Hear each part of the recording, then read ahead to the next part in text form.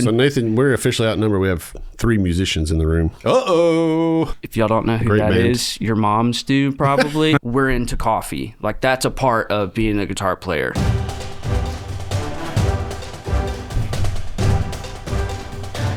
You doing a jig? Yeah.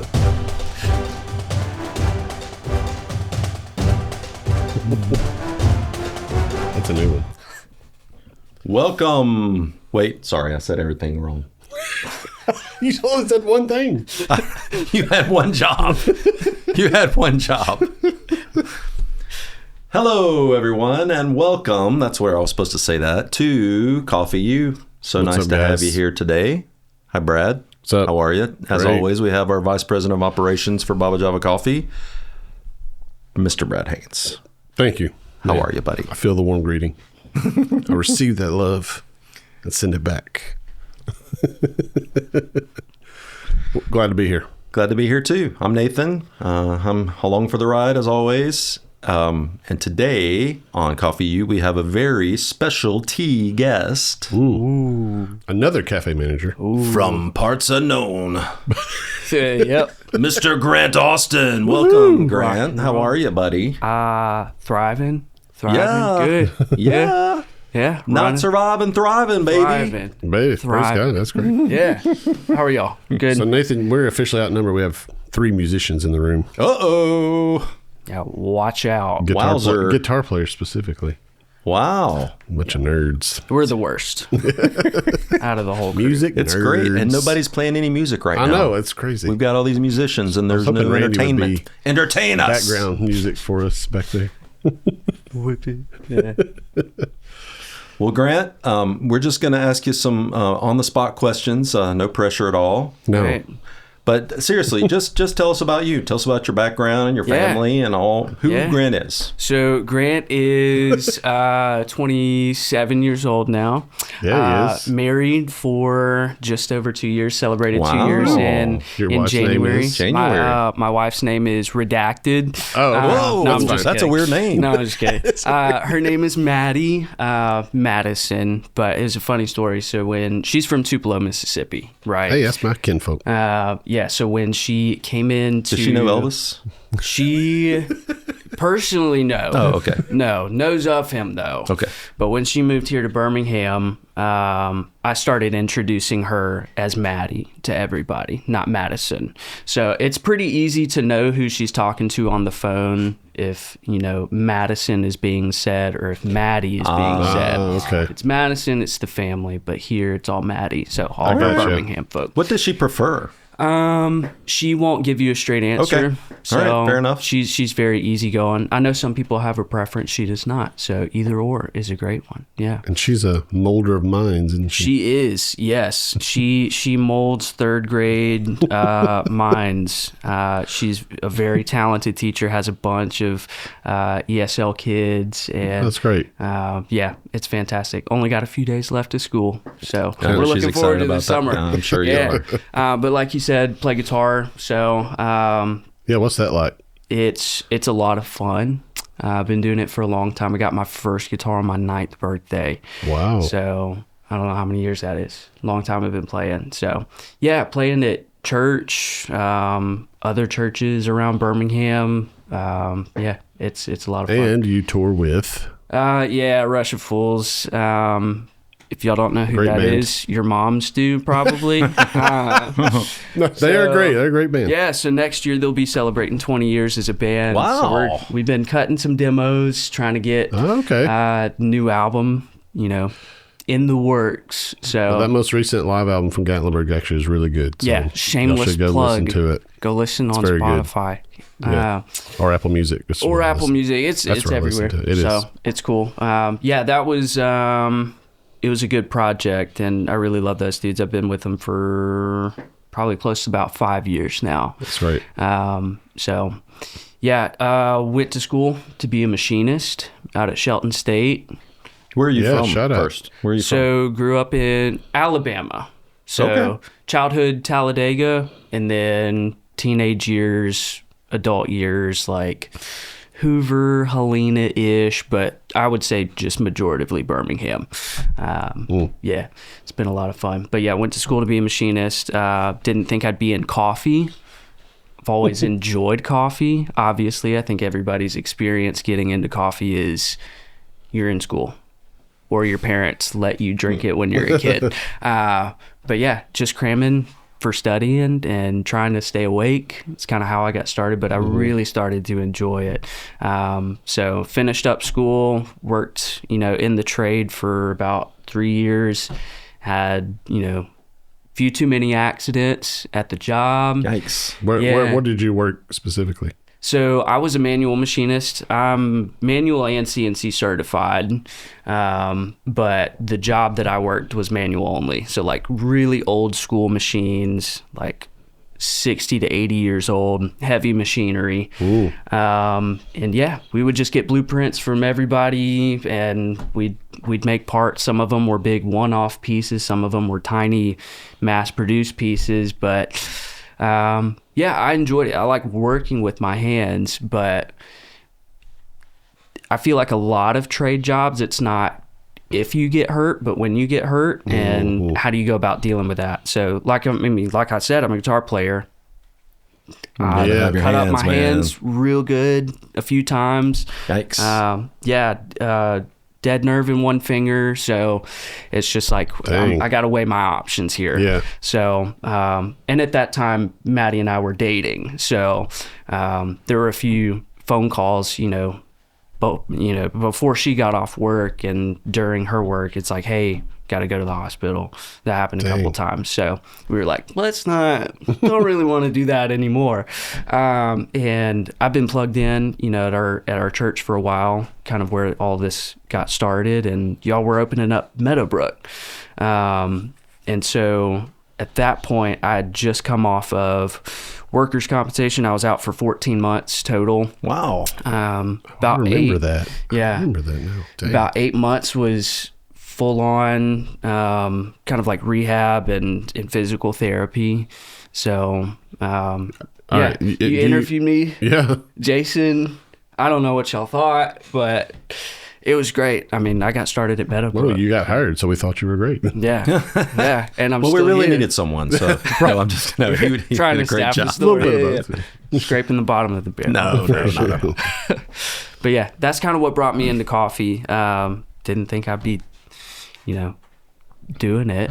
I mean, when I was in college, but now that I'm here, I'm super excited. It's still get to work with my hands, for sure. Well, you started this earlier, but tell us your coffee story. Yeah. So again, grew up drinking coffee, not good coffee. Yeah, I sure. mean, your good old cowboy Folgers. Yeah, the tin can coffee. Yeah, Yeah. stop at a gas station on the way to school at 5 o'clock in the morning. Good and old gas whatever's station on. coffee. Yeah, it'll wake you up, but probably not because it's good. So yeah, started with that. Then started dipping my toes into it. So I'm a guitar player, and that means that we're into coffee. Like that's a part of being a guitar player. So when I would go play gigs, Subculture within If you It is. interview for a band, you have to do drink you coffee. drink coffee? No. You have No. to. Oh, well, you're out. Sorry. Exactly. Okay. I don't know what it is for singers and keys players and drummers. I don't know if they have a thing, but if you're a guitar player, you drink coffee. All right. So we would always go on gigs, and I'd be like, man, this guy has a Pelican case. If you don't know what a Pelican case is, it's a heavy-duty plastic molded case with foam inserts, get them custom done. And I'm like, okay, this is awesome. He's got like music gear in here. No, it was A pour over kit. pour over kit, kettle, coffee That's beans. awesome. I love I'm like, that. this is crazy. Now I get it. I do the same thing. I have a separate suitcase. Oh my goodness. Fill it up. Because Wow. you got to have coffee on Yeah, the you road. do. You All right. can't bank on other places having it. So, yeah, that kind of got me into specialty coffee and really enjoying it instead of just needing it to get by. And then, since then, obviously, I like rabbit holes. I like fixating on specific things, whether that be guitars or like watches. I just like understanding how things work and what makes a good product. So coffee was definitely one of those, figuring out where it comes from, what makes it taste different. It's a lot of fun. That's great. And I'm still enjoying it for sure. You can never, figure out everything. Yeah. No, that's very true. About coffee. All right. Sounds good. So you got hired at Meadowbrook and started off there. What was that experience like working for and with Jason? he was good. He was good. He was a good manager. It was a lot of fun. It was very different. I tell people all the time, I'm used to working with old, strung up machinists, and This is very different then. it's very different. So working with people my age was really something I had to get adjusted to. Having clientele that it's so broad. You have so many different kinds of people walking into the store versus keeping your head down working on parts. So he really pushed me to step into that role of just being myself and being able to talk to anybody and everybody. And he's just a really good manager. I think anybody who has had the opportunity to work with Jason is better for it. So I can't remember how long I worked under him just as a barista. But Yeah, I don't remember either. The next question would be, how much did he pay you to say all this?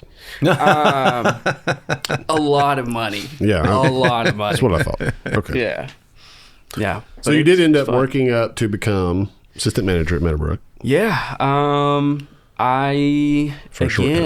It was in a weird kind of part of life. Maddie and I were dating. I didn't really know what was going on as far as plans, because at the time I was in my early to mid 20s, and when you're on a path that you think you're headed on with a job or a profession, and you decide to step away from all that, I personally just put it all out on the table. I give it all up to the Lord. I'm like, okay, I'm here now, but I don't know where I need to go and where you want me to go. So when I got approached, I didn't seek it out. I'll say that. So No, you did.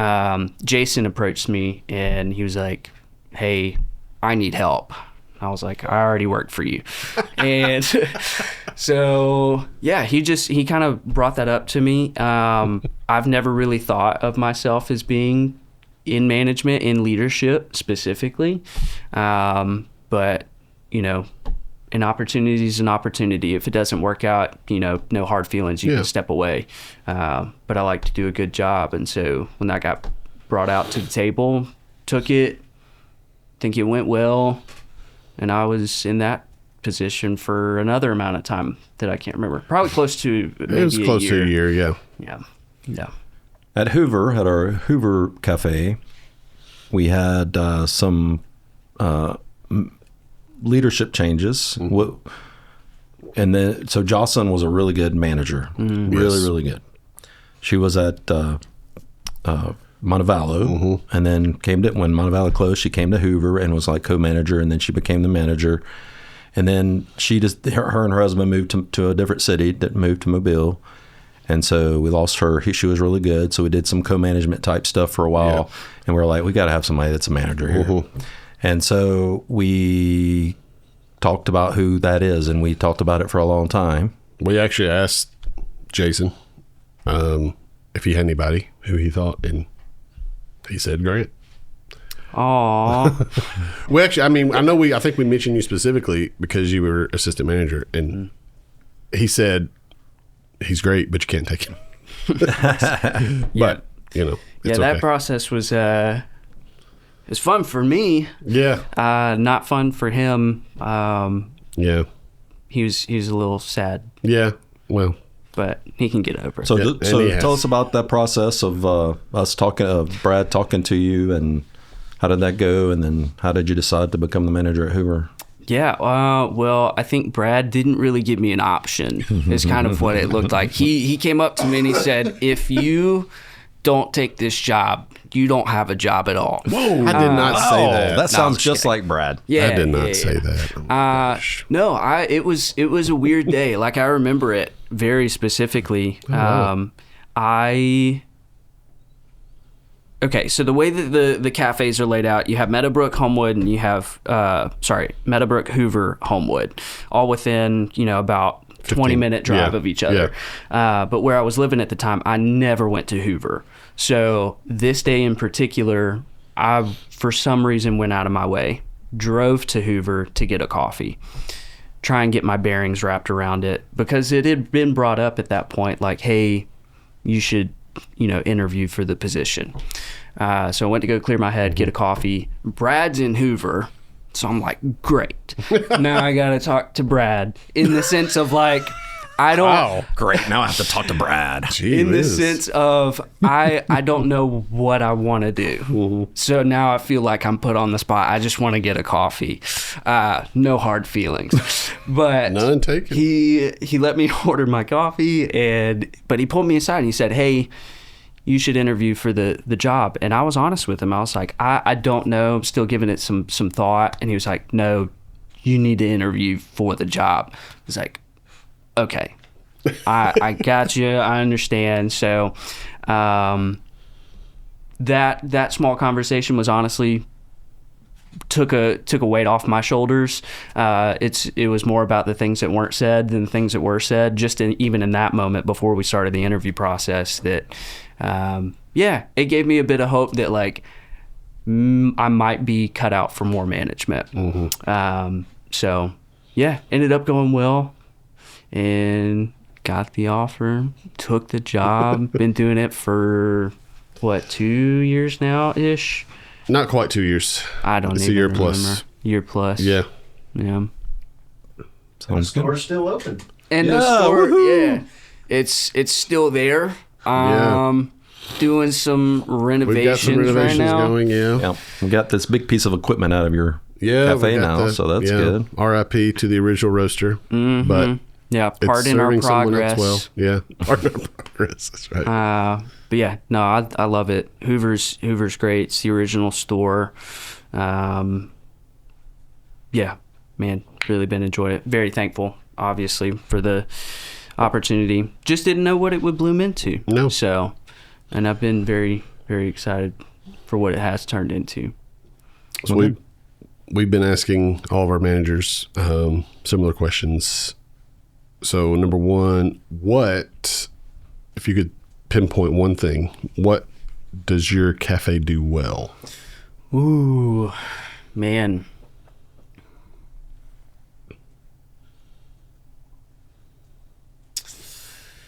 That is a great question.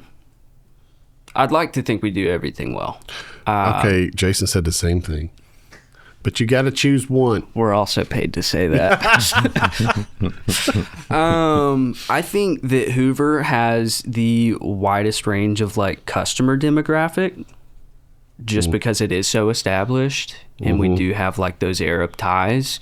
And not only is it like my favorite part of the job, but the fact that we can cater to so many different types of people is incredible to me. That's great. And the staff knows that as well. I'm lucky enough to have baristas that have been there for a long time. Yes, you do. And them getting to know the customers, not only like their names. It's a running joke that like I might not know your name, but I know your coffee, which is probably better to remember. That's what we it's do. Like you can call me whatever as long as you get my coffee right. That's right. But they do everything super well. They know the names, they know the coffees, they know how to do their jobs extremely well, which makes my job easier. But also you have to, you have that bar when you get new people in, new baristas in, you already have a bar that's set. And so getting them to that bar, is a challenge sometimes, but I feel like we hit that. And so, I mean, obviously, our regulars love us. which I'm thankful for. I think it really is my favorite part about the job. It's not a Starbucks to where people are just on the fly trying to get their coffee. Like, they really do care about us, and we care about them. And so doing that well is... I mean, we have customers from day one who still come in. Yeah. Literally day one. Yeah. Yeah. And I still feel bad if I blank on their name because I haven't had my coffee yet. But yeah, my team does that incredibly well. Yeah, they do. Yeah, That's great. There are always challenges in anything you do. What are some challenges that you face at Hoover? It's busy. It's very busy. Yes, it is. I'm a very one-track mind. I don't do my job well if my mind is pulled in a million different directions. I like to be able to knock things down one by one as best I can. But that being said, a lot of the job is learning how to prioritize. And in a busy store, that can be difficult to do. So barista complications, whether that be like scheduling, people calling out sick, learning how to figure all that out, balancing your budgets. It's just a lot of information. And I think that's been the hardest thing that I've had to do. I've grown up, my last job, it was very singular. You do this, step A, step B, step C. Now it's do Z first, because that takes priority, then do A. So it's a lot of running around and prioritizing, and sometimes I just stare at a wall trying to wrap my head around things. But it stretched me, and I think it's a new tool I have in the belt for sure. Go. Sounds good. I know one challenge has been where to put stuff. Yeah. So Hence the renovation. But we're hopefully going to rectify some of that. Yeah. Soon. Storage. It's a small space. Yeah. But we do what we can. I like being organized. I don't like moving things around and then people are like, "Hey, where is this? I think we're out of it." I'm like, "No, we got a million of those. They're just in a different spot." So, yeah. All right. So what's been your favorite thing about working in coffee? You can go back to even when you were at Meadowbrook if you want. But coffee is good. It's tasty. I think just like anything, you can attach relationships to what you're doing. Yeah. Coffee is an awesome one to do that. Like my mom works in Mary Kay, right? Cosmetics. And she's always said, when money is tight, there are three things that always stay around. That's beauty products, tobacco, and alcohol. And so I feel like coffee, I might add a fourth thing to that because people really do care about coffee. They're I need it. Some people might need it for the wrong reasons, but for the vast majority, people just really do enjoy coffee. And so being able to talk to that to customers, friends and family, taking my knowledge to family gatherings and, kind of gauging the conversation level of like, I don't want to geek out about this unless you want to, then I'm all here for it. That's so fun to me. And knowing enough about it to really have those deep conversations. I hated fruity coffees in the sense of like actual anaerobic co-fermentation coffees growing up because I was used to Folger cowboy coffee. But since I've been in it, like those are my favorite now. Like I will go to the most fruity Ethiopian Colombian coffee. And they are tasty. It's just such a range. I mean, if you like steaks, you appreciate a good steak. And with coffee, you appreciate a good coffee. Definitely. So if you had to pick one single coffee from Baba Java, which one would you drink? Man, we have a lot of good ones right now. I mean, they're all good, but if we're talking about personal preference specifically. Yeah, personal preference. I give you top three. Yeah, that's fun.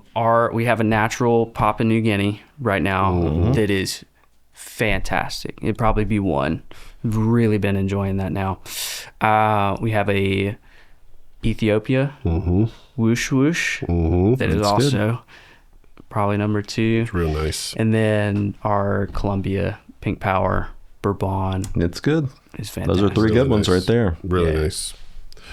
What about you, Brad? What's your answer for that? I think right now is probably Ethiopia. The Whoosh Whoosh? The PNG is real close second to me. But Okay. yeah, really right. nice. You ever put them together? I Or just have haven't. 2 cups?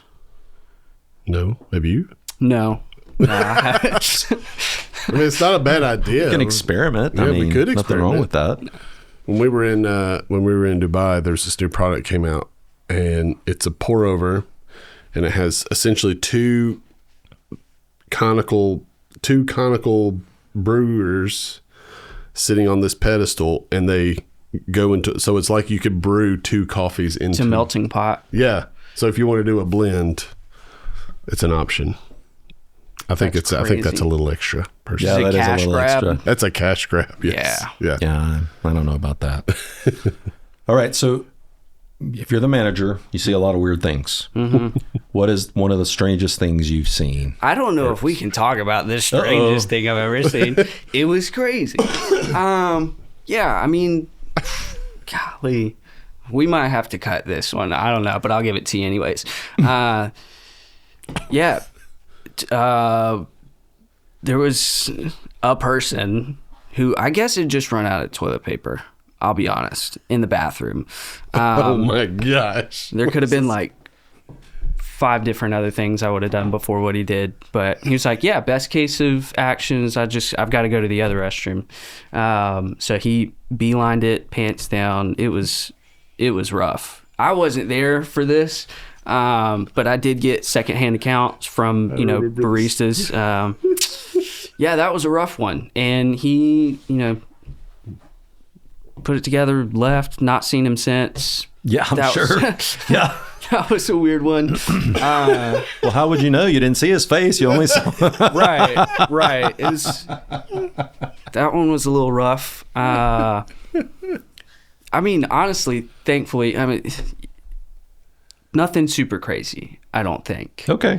Well, that one's pretty super crazy. That's That pretty wild. one's probably the weirdest one. Yeah, a dog. Somebody tied their dog to like the outside table, and it Just weighs laid like out of 3 aluminum. pounds. Exactly. And it's a big dog. So next thing we know, we just hear a crash, bang, pow, see a dog running through the parking lot with a Table attached to it. So tore up our table. I had to spray paint it as a part of my shift work that day. So yeah. But thankfully, I mean, yeah, we've been around long enough. Our customers kind of they get the pretty vibe. normal for the Yeah, most they're normal. Which I'm grateful for. It makes it a lot easier. That's for sure. Gosh. What did Jason say? There was a poltergeist that put a cup in the middle of the floor one day, Yeah. and he said he went back at the video and watched it. It was right in front of the espresso. It was right Yeah. in front of the espresso machine. It was a cappuccino. And he said it looked like there was some kind of weird vibration. It literally like worked its way out, fell, bounced a couple times onto the rubber mat, straight up, It just just landed. landed right. He thought It on the was middle ready floor. to go. Yeah. It was ready to be used. So Golly. that's what he said. That is No, what he thank said. you. No, Yeah, no the bathroom runs or anything like that. Yeah, I think I got him beat. The ground control started smoking one day. That one was Yep. weird. But it was just a faulty wire. But Yeah, stuff like that happens. yeah. So. Yeah. Well, thanks so much, Grant, for being with Absolutely. us today. Appreciate you, that Grant. was a great interview, and thank you, Brad, Matt, Of course. Randy, everyone involved. Thanks so much for everything. We enjoyed having you, and we look forward to seeing you again next time on Coffee U. See you guys.